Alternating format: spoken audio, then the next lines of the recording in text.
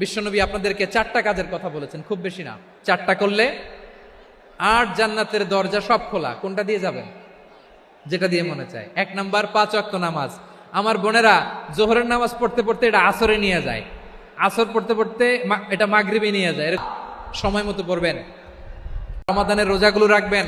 যে নারী তার চরিত্রকে হেফাজত করে, তার প্রাইভেট হেফাজত করে, তার লজ্জাস্থান হেফাজত করে, ও মায়েরা, আপনার এই গর্ভ যে কত দামি আপনি জানেন না।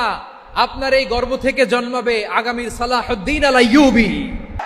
আপনি জানেন না কে আসবে আপনার পেট থেকে। সময়টাকে কাজে লাগান, ইসলামকে বুঝেন, মানেন, আমাদের ইসলামিক লেকচারগুলো শোনেন। আমরা যে বার্তাগুলো, ইনস্ট্রাকশনগুলো, দিক নির্দেশনাগুলো আপনাদের খেদমতে রাখি, এগুলো মেনে চলুন।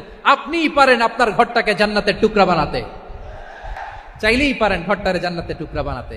5 ওয়াক্ত সালাত, রমাদানের রোজা, নিজের চরিত্রের হেফাজত, স্বামীর আনুগত্য, এটাতে অনেকে ভুল করে থাকে। হায় রে আমার বোনেরা, স্বামীর আনুগত্যকে এটা নিজের অপমান মনে করবেন না। আপনার স্বামী আপনার সবচেয়ে বড় গার্ডিয়ান, তিনি আপনার সবচেয়ে ভালো চায়। নারী কখনো গার্ডিয়ানশিপের বাইরে থাকতে পারে না। হয় আপনি বাবার গার্ডিয়ানশিপের ভেতরে, বাপ না থাকলে ভাই আপনার গার্ডিয়ান, ভাই না থাকলে চাচা গার্ডিয়ান, বিয়ের পরে আপনার স্বামী আপনার গার্ডিয়ান। শরিয়া সম্মত স্বামীর আদেশগুলো আপনি মেনে চলবেন, কিন্তু শরিয়া বিরুদ্ধ কোনো আদেশ মানতে আপনি বাধ্য নয়। আওয়াজ করে বলুন সবাই, ঠিক কিনা? এই 4টা কাজ যদি কোনো নারী করে, বিশ্বনবী বলেন জান্নাতের 8টা দরজা খোলা। তোমার যেটা দিয়ে মনে চায় সেটা দিয়ে জান্নাতে তুমি এন্ট্রি নিতে পারবা।